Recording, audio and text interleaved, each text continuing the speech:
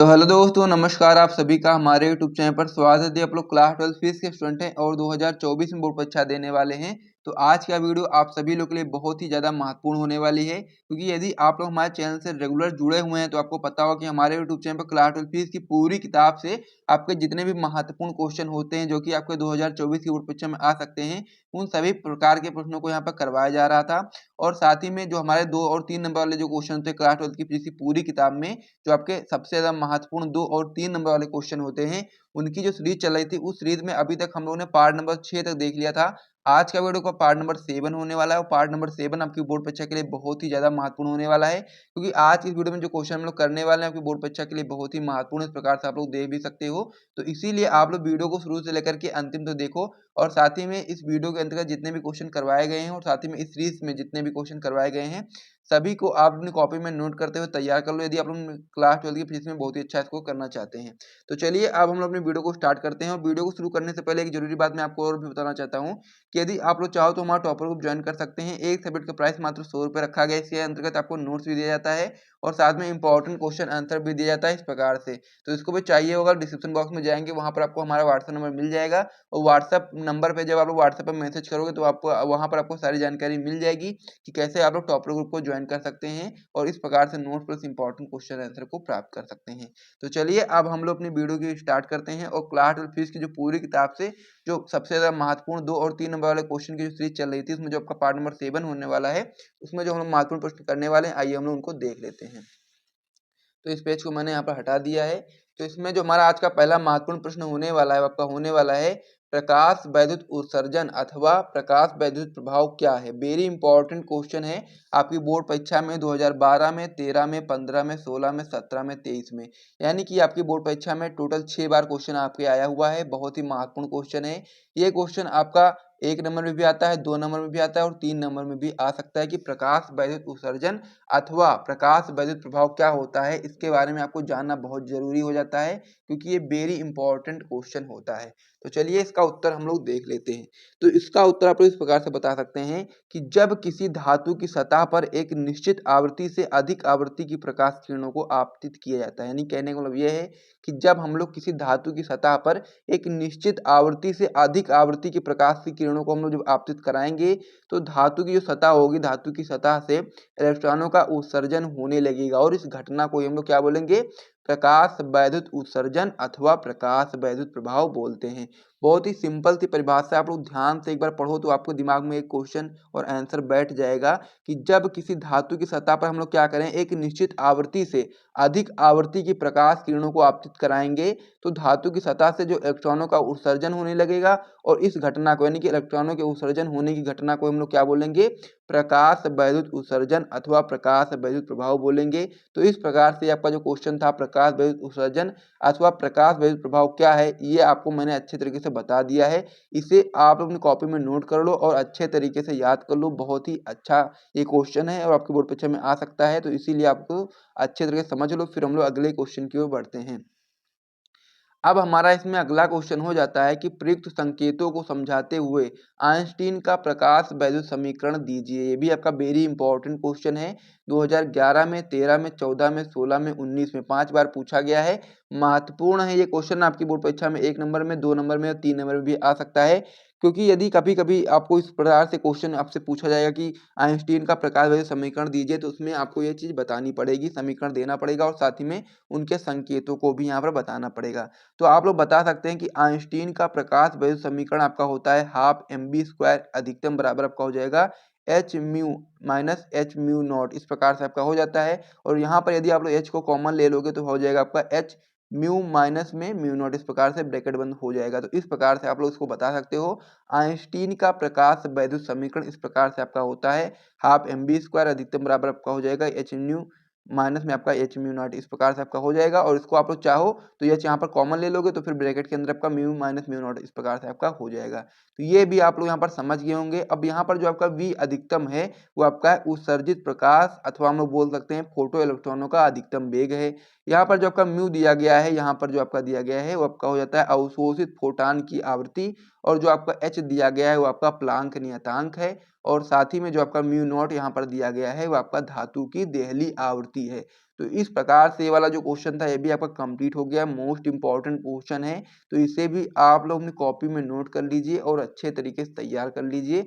और साथ ही में यदि आपको यहाँ तक वीडियो पसंद आया तो आप लोग हमारे YouTube channel dream bright education channel को भी सब्सक्राइब कर दीजिए, इसी प्रकार के और भी महत्वपूर्ण क्वेश्चन आंसर को प्राप्त करने के लिए। तो चलिए अब हम लोग अपने अगले क्वेश्चन की ओर बढ़ते हैं।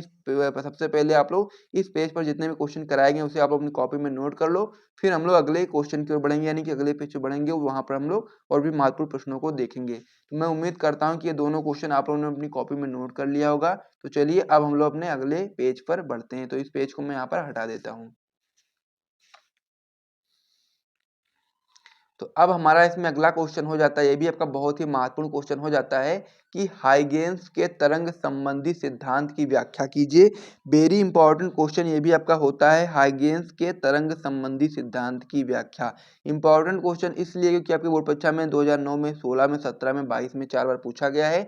तो आपको याद होना चाहिए कि हाइगेन्स के तरंग संबंधी सिद्धांत आखिर क्या है, उसकी व्याख्या हम लोग को यहाँ पर बतानी है।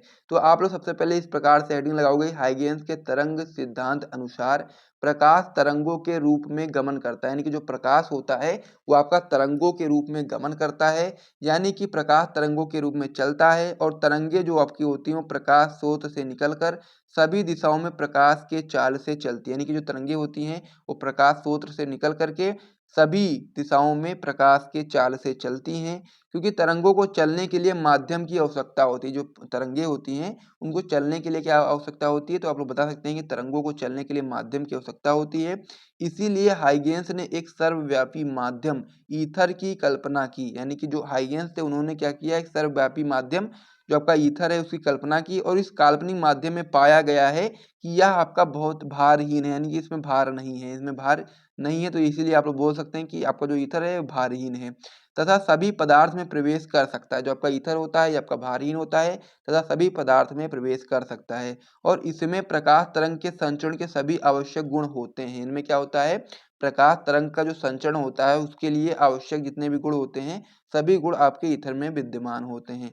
तो इस प्रकार से आप लोग आगे इसमें बता सकते हैं कि यह माना गया कि ईथर का घनत्व जो होता है बहुत कम होता है तथा इसकी जो आपका प्रत्यास्थता होता है बहुत अधिक होती है। इस प्रकार के काल्पनिक माध्यम में प्रकाश तरंगे चल सकती है, यानी कि इस प्रकार का जो काल्पनिक माध्यम है ईथर जैसा कि उसमें प्रकाश तरंगे चल सकती हैं। और जब यह तरंगे आँख के रेटिना पर गिरती हैं तो फिर हमें वस्तु दिखाई देने लगती है।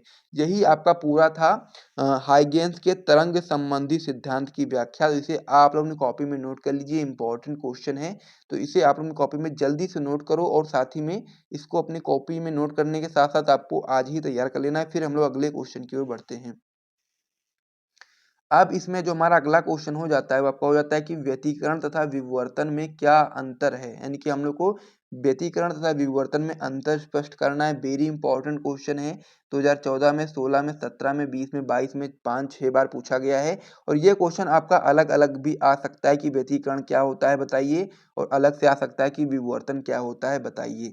तो ये क्वेश्चन यदि आप लोग तैयार कर लेते हो तो इसमें आपके 2-3 क्वेश्चन तैयार हो जाएंगे कि यदि आपसे ये अलग अलग पूछा जाएगा तो भी आप लोग बता पाओगे, और साथ में यदि एक में पूछ लिया गया कि इनका अंतर स्पष्ट कीजिए तो भी आप लोग आराम से बता पाओगे। तो इसीलिए इस क्वेश्चन को आपको अच्छे तरीके से समझना पड़ेगा कि व्यतिकरण क्या होता है, विवर्तन क्या होता है, क्योंकि दोनों महत्वपूर्ण पॉइंट हैं और दोनों अलग अलग में भी क्वेश्चन में आ सकते हैं। 1 नंबर में भी आएंगे, 2 नंबर में भी आएंगे और 3 नंबर में भी आएंगे। तो चलिए इसका हम लोग उत्तर समझ लेते हैं। सबसे पहले आप लोग व्यतिकरण और विवर्तन की हेडिंग लगा दोगे, फिर आप लोग लिखना स्टार्ट करोगे। सबसे पहले व्यतिकरण में आप लोग पहला पॉइंट बताओगे कि दो कला संबंध प्रकाश तरंगों के अध्यारोपण से व्यतिकरण प्रतिरूप प्राप्त होता है, यानी कि दो कला संबंध प्रकाश तरंगों के अध्यारोपण से हम लोग को क्या प्राप्त होता है, व्यतिकरण प्रतिरूप प्राप्त होता है। वहीं पर जब हम लोग विवर्तन की बात करेंगे तो आप लोग इसमें बता सकते हैं कि एक ही तरंगार्घ के विभिन्न भागों अथवा बिंदुओं से आने वाली द्वितीयक तरंगिकाओं के बीच अध्यारोपण से हम लोग को क्या प्राप्त होता है, विवर्तन प्राप्त होता है। तो इस प्रकार से व्यतिकरण तथा विवर्तन किस प्रकार से प्राप्त होता है, एक एक पॉइंट आप लोगों ने यहाँ पर समझ लिया। तो चलिए अब हम लोग इसमें अगले पॉइंट की ओर बढ़ते हैं। तो व्यतिकरण में आप लोग पहला पॉइंट, दूसरा पॉइंट बता सकते हो कि व्यतिकरण जो आपका होता है वो प्रतिरूप में सभी दीप्त पुंजों की तीव्रता समान होती है, यानी कि जो व्यतिकरण होता है प्रतिरूप में सभी दीप्त पुंजों की जो तीव्रता होती है वो समान होती है। और वहीं पर जो विवर्तन होता है, विवर्तन प्रतिरूप में दीप्त पुंजों की तीव्रता जो होती है वो केंद्रीय प्रिज्म के दोनों ओर घटती जाती है। तो इस प्रकार से पृथक्करण और विवर्तन में 2-2 पॉइंट हो गए। अब व्यतिकरण में आप लोग जो तीसरा पॉइंट इसमें बताएंगे कि व्यतिकरण फ्रिंजों की चौड़ाई साधारणतः समान भी हो सकती है और अथवा नहीं भी हो सकती है। यानी कि जो व्यतिकरण के फ्रिंज होते हैं इनकी जो चौड़ाई होती है वो समान भी हो सकती है और नहीं भी हो सकती। ये पॉइंट आपको यहाँ पर याद रख लेना है। आप लोग इसमें बताएंगे विवर्तन में कि विवर्तन फ्रिंजें कभी भी समान चौड़ाई की नहीं हो सकती हैं। व्यतिकरण में क्या था कि इसमें जो फ्रिंजें थी वो समान भी हो सकती हैं लेकिन नहीं भी हो सकती हैं। लेकिन विवर्तन में ऐसा नहीं है। विवर्तन में कभी भी जो फ्रिंजें होती हैं वो समान नहीं हो सकती, समान चौड़ाई की नहीं हो सकती हैं। तो इस प्रकार से विवर्तन और व्यतिकरण में क्या अंतर होता है आप लोगों ने समझ लिया। वेरी इंपॉर्टेंट क्वेश्चन था। यदि आपसे अलग अलग पूछा जाए तो भी आप लोग इस प्रकार से अलग अलग करके बता सकते हो। तो इसे भी आप लोग कॉपी में नोट कर लीजिए। दो इसमें जो इस पेज पे जो हम लोगों ने महत्वपूर्ण प्रश्नों को किया उसे आप अपनी कॉपी में नोट कर लो। और इस प्रकार से इस वीडियो में हम लोगों ने इतने महत्वपूर्ण प्रश्नों को किया है। और यहाँ तक यदि आपको वीडियो पसंद आए तो वीडियो को लाइक करिए, चैनल को भी सब्सक्राइब करिए। फिर हम लोग मिलते हैं नेक्स्ट वीडियो में, तब तक के लिए जय हिंद।